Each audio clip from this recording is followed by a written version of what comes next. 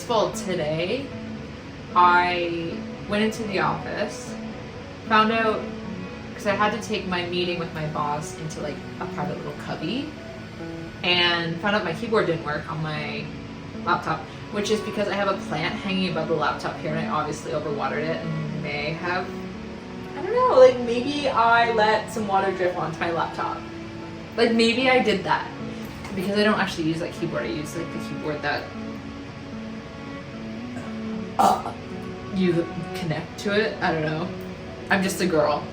Found out that was broken. And then, actually, I should probably preface with, first, it's only Wednesday.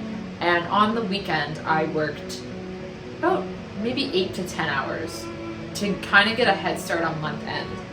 Because the week prior, I'm still battling with what I went through with the vet and my cat. There's a holiday here in Quebec on June 24th, so I had Monday off, and then we have half days on Friday, and then I had 2 appointments last week that caused me to like be late for work. Like I lost like 3 hours on Wednesday and Thursday morning. One was a cleaning at the dentist, and then another one was my naturopath. I usually need that week before month end to set me up well, and it didn't. So then I was like, okay, I'll work on the weekend. I ended up working 8 to 10 hours, somewhere between that. It was like 4-ish hours Saturday and Sunday. And then I had to work on Canada Day, which is July 1st, which is Monday, and start working. And then I realized there was a mistake made by like a higher up that like trickled down to me to have to clean up. It caused an extra 5 hours for month end. And then I worked 13 hours on Canada Day. Didn't get paid for it because I just get a day off in lieu. Worked 13-ish hours Monday, and then I worked 12 hours yesterday. And then today I got up early, started working. And then I was like, okay, I need to go to the office. So then I drove in, and it usually takes me like 30 to 35 minutes to get in. 35 minutes like when there's lots of traffic. Took me 65 minutes to get into work. Hey, why? Because it is construction season here in Montreal. And then I didn't get in until really late. And then my boss started texting my personal because she's like, oh my God, like, where are you? I'm like, because I do live alone. My boss is concerned about me. And I'm just like, I have no excuse. I don't fucking know. And then that thing happened with the meeting where I found out my keyboard didn't work, and then it was just like, and also getting into the office late and losing just over an hour of work today. And then after lunch, I got myself a coffee, sat down, finally started just picking away at some fruit, dropped my entire coffee on the keyboard. Like not the already broken keyboard, like the nice keyboard in the office. So in the middle of the day, I had to leave and drive another 60 minutes back home. And I have 2 fucking broken keyboards. And I feel like so burnt out because I come home and I don't have anyone to help. Like I don't have anyone to make, like I would give anything to have one of my friends make me a dinner tonight. It is a full-time job taking care of a house, an apartment, of feeding yourself. Like that's a full-time job. And then also being a mom is a full-time job. And then having a full-time job. I just wish I had a partner, not necessarily like a romantic partner, like just like a friend, like or a roommate or something, where it's just like, I just need you to like take over for just this evening. Like just help me out, please. And yeah, I feel extremely overworked. And I don't know what to do because I can't stop working because there's only 2 of us in finance. And it's month end, so I can't stop. I can't take a day off. I can't take that day off in lieu. And I think because I've been running a lot recently, and I've been pushing myself too far because, well, I used to self-harm a lot in high school, and I haven't since then, but I think running is scary because you do have to like battle with your body of like, you have to push past the pain a little bit. But then I found that I was leaning into that self-harm mindset again, because it was like, yes, I pushed past the pain, but then I've done this thing to my body where like I haven't run since last Friday, and it wasn't even like a long run, and I'm in so much pain. Like I'm still in so much pain, and I can feel my entire nervous system is like lit on fire, and I don't know how to put it out. Every time I say out, I hear my Canadian accent.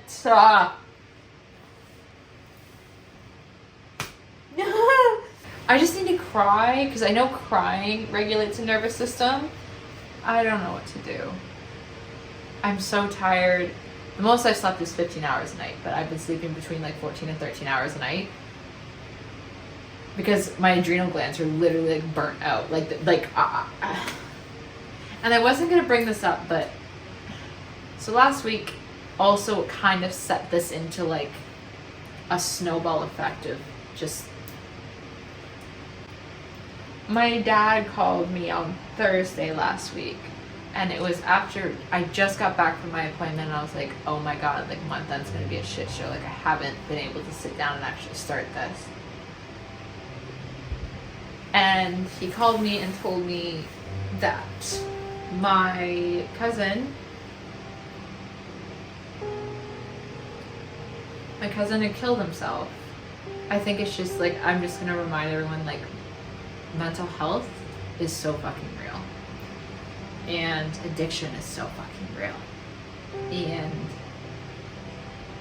I feel for it. And especially with men, I think they're the biggest victims of this, because it's depicted as weak to be emotional and deal with your emotions. That brought up a lot, and then I had to work. Like I couldn't not do month end, so I'm just, and when it's death in itself is like, it's so hard to, as the person who has to keep on living, like grief is, I just talked about in my last video, it's like it's a whole clusterfuck in itself. But I think when someone takes their own life, like there's an added layer of like, I don't know what I'm feeling. Well, I do, I just don't even know where to start. And then it like brought up like past trauma of when my best friend killed herself when I was 14. And then just, it made me feel so far away from my family too, because it's like all I can do is take that phone call and then nothing. I can't go home, I have to keep working, I have to stay at my desk. I don't know. I think for obvious reasons I'm feeling this way. And I think I'm just sharing that, not for sympathy purposes, but to remind you that you aren't lazy, you aren't, like me spilling the coffee, like clearly, like I've lost the plot. Like I'm, even a year ago, no, probably a little bit more, maybe like 2 years ago, I would have been like, what the fuck's wrong with you, you fucking toddler? Like you are a 5'2" toddler, like what are you doing? Do you need a sippy cup for your fucking coffee? But it's, oh no, look at what you've been going through. Hey, you need to go home. I'm just reminding you that when a plant isn't thriving, we don't blame the plant, we blame the environment. Go easy on yourself today. That's the only thing getting me through, is that I'm going so easy on myself. But it's so hard, and my body is screaming at me. Like I can feel it. Like when my nervous system flares up, I can tell, like it always hurts the most in the spots that I've had the most physical trauma, which is like my left lung. That's a whole story in itself. Hi. I'm sending love and peace and to myself and to anyone watching this, because I can feel like the hopelessness wanting to. Alright. Yeah, I can feel the hopelessness wanting to come in to my brain, but I've done enough work that it's not that like it's not there, like those negative thoughts aren't there. It's just like I have positive thoughts that are bigger and better than that. Which I always thought like healing and doing the work, it's like, I'll never have a negative thought again. No, you will still have those thoughts for the rest of your life. It's just you're going to have happier thoughts as well.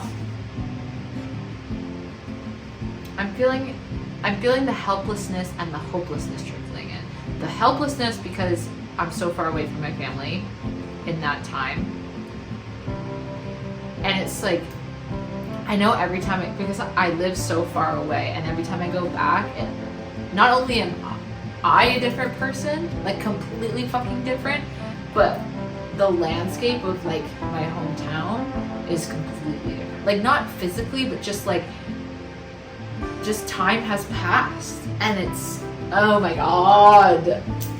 Like my parents look different every time I go home. Like my parents look so much older. I need to cry tonight, actually. My vlogs are so sad recently, and I'm sorry about that, but I don't ever want to be inauthentic, so. But life is still so pretty, and it's not that serious, and I'm so grateful to wake up. Day.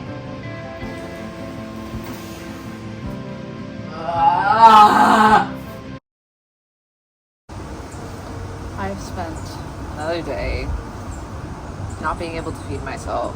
I went to the bathroom once though this time, and I am so hungry and I'm just waiting another 20 minutes to start dinner. Being trapped at your desk.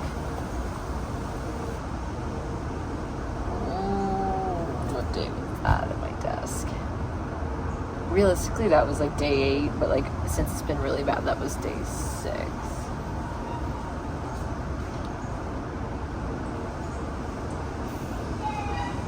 Just seeing all the kids done with school is so nice.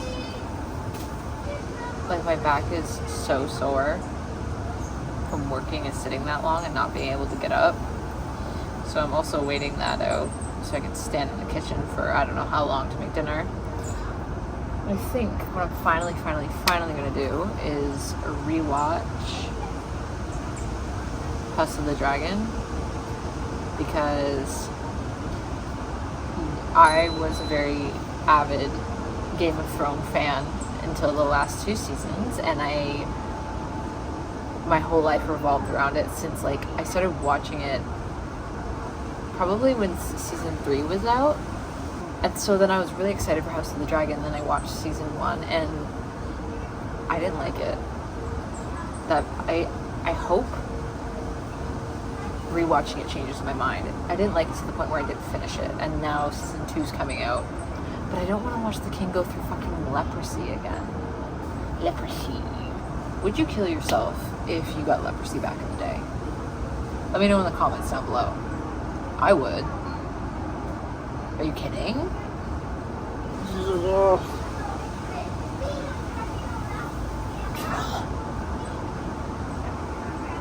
Anyway, I think I can finally go start making dinner now.